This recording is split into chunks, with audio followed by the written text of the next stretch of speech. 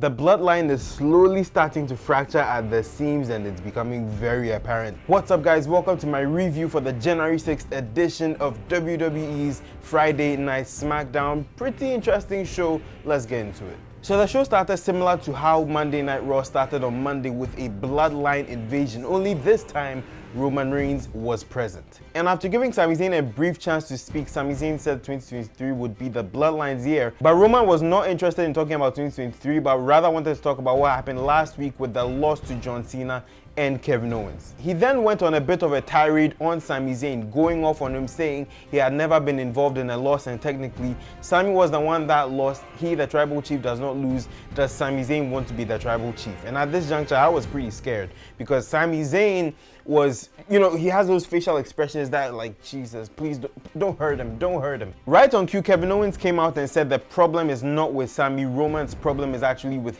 KO. So he challenged him for the undisputed WWE Universal Championship at the Royal Rumble. Roman was like, yeah, he doesn't care. Just get the match, I don't care, as long as you are gone. So KO also made reference to that backstage incident from Survivor Series War Games that we all heard about, where Roman was really upset that KO had hit him and they had caused his eardrum to rupture. So that was a pretty nice touch. Michael Cole also said that last week was the first loss that Roman was involved in, and it's not true. It would actually be one of three that's happened. The first one was to King Woods in 2021 and then at the Royal Rumble last year. So even though there were disqualifications, and I kind of get that maybe he meant in the sense of pinfalls, but no, still a loss.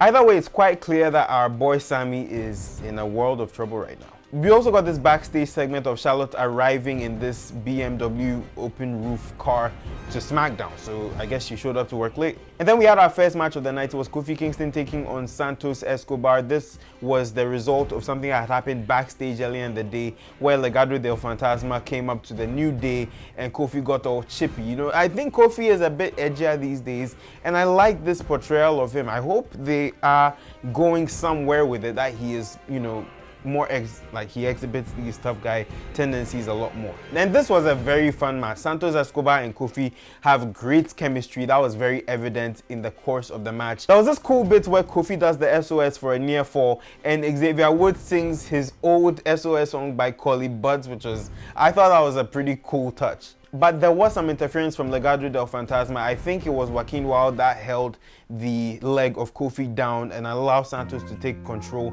and hit the Phantom Driver for the 1, 2, 3. Also, in the course of this match, Michael Cole said he had major news concerning the Royal Rumble, and after this match was over, it was then confirmed that yes, KO will be taking on Roman Reigns for the undisputed WWE World Heavyweight title thing. The name of the title is so long, just split them already. We then saw Sami Zayn knocking on the Bloodline locker room doors, so I guess he was kicked out, but out came Paul Heyman, and I just noticed that Paul Heyman has this really nice name for him. He calls him Shmooly, so I guess that's pretty cool. But then right before Paul spoke to Sami, the Usos walked in between them and Paul acknowledged them, and Jay had this really weird look on his face like, bro, you done messed up, but it was also a little bit of a clue that yeah, Sami's in trouble. Paul then hinted on the advice he gave Sami last week about him being 3 steps forward, but then again, he has to be really careful. He still loves him. So Sami was in the doghouse at this point in time. Liv Morgan then declared for the 2023 Women's Royal Rumble. I guess they don't need qualifying matches because they need more women to stack up the division as it is. She also made this very interesting claim about her wanting to be #1. So we may see what goes on, but Iron Lady performance coming? We'll see. We also got an LA Knight interview. He thinks that Bray's plan backfired after Uncle Howdy gave him Sister Abigail on last week's episode, but LA Knight, my boy, you're still in trouble. And then we had a mixed tag team match. We had Karrion Kross and Scarlett taking on Madcap Moss and Emma, and some really interesting detail I noticed. Emma calls Madcap Moss Riddick Moss, so I'm hoping he gets back to that name because the Madcap name was clearly given to him by Happy Corbin, or now Baron Corbin, when they had that whole casino gimmick thing going on. Other than that, the crowd was not very invested in this match. They barely even reacted, and it's kind of sad because Karrion Kross is a really good worker, and so is Scarlett, but this just got no reaction. I think it's indicative of the fact that yeah, you should probably move away from this feud because it just kind of came out of nowhere. It's not working. I think you should do something else with them. The match ended when Karrion Kross hit the cross hammer and the cross jacket. I think it's called the cross hammer, I'm not sure. But after that, he put a tarot card of Rey Mysterio on Madcap's chest and put Rey Mysterio's mask on Madcap's head. So we are moving forward with that rivalry. I guess we will see where that goes. But like I said, this whole Madcap, Emma, Karrion, it's not working. Just move away from it. Then we had Drew McIntyre and Sheamus in Jerry the King Lawless restaurant and bar. And this was a very funny segment because they were beating each other so badly. You thought there was going to be a bar fight, but there wasn't. They ended up making everybody else in the bar chant banger after banger. So that was pretty funny. Charlotte Flair then came out to a massive reaction. That was pretty cool. She said she had missed the fans and she was thankful to be back. And it's kind of funny because I've seen people on the net say that, yeah, they're used to heel Charlotte, so face Charlotte is weird. It is kind of weird because her voice is a little different, but you know, I kind of like face Charlotte. She's a great worker. But in the course of making a promo, out came Sonya Deville to interrupt her. And yeah, Sonya has made a few waves outside because she's made certain comments like kind of throwing shade, not liking her booking.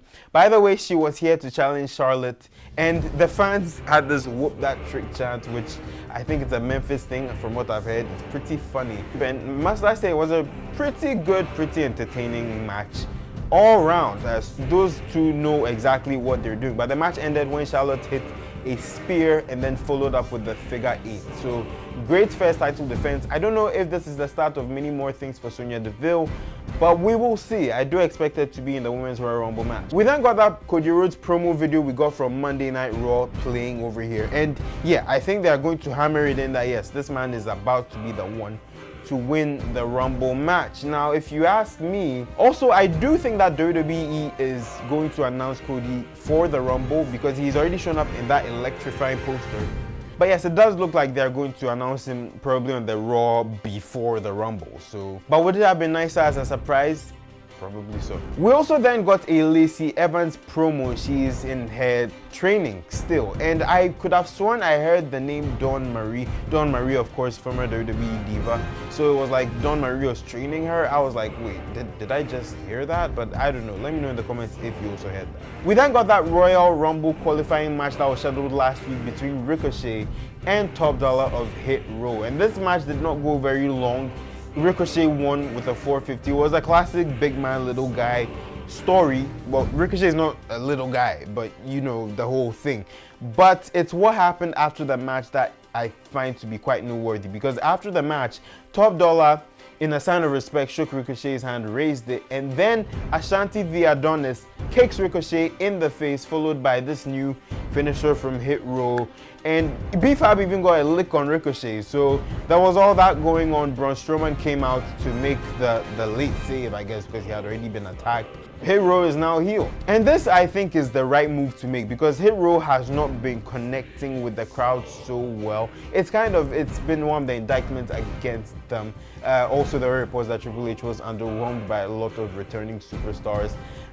You could assume that Hit Row is one of them, but yeah, we'll see if this changes anything. I think it will. I think that thug gangster side will be a little more edgy for them, and I like where they're going with this. We then cut to the Bloodline's locker room where the Usos were getting ready to go out for their match with Solo Sikoa in their corner.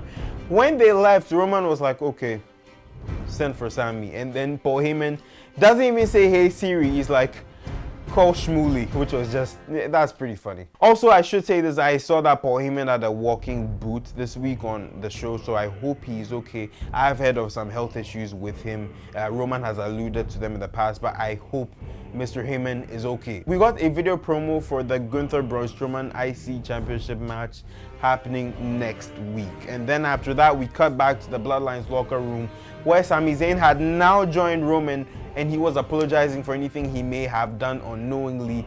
And Roman was like, he doesn't accept the apology, but he should be the one apologizing because he shouldn't be blowing up like that.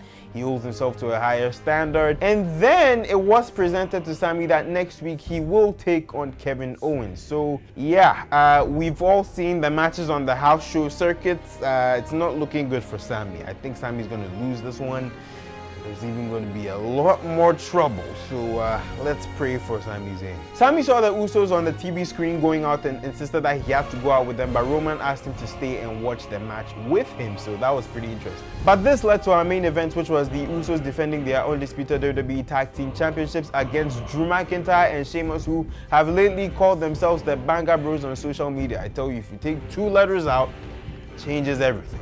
But this match was really, really good. All 4 men knocked it out of the park. Towards the end of the match, you had Solo Sikoa getting involved. You had the Brawling Brutes, Ridge Holland and Butch coming out to attack Solo and take him to the back effectively.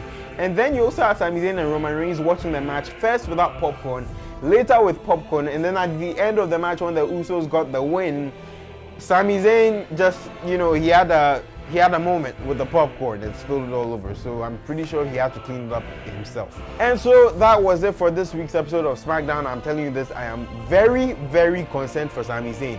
Per the timeline, the Elimination Chamber is about 6 weeks away. We have a few more weeks until the Bloodline kicks him out, and I'm not ready for it, but I'm slowly starting to prepare for it. But if you enjoyed this video, thank you so much for watching.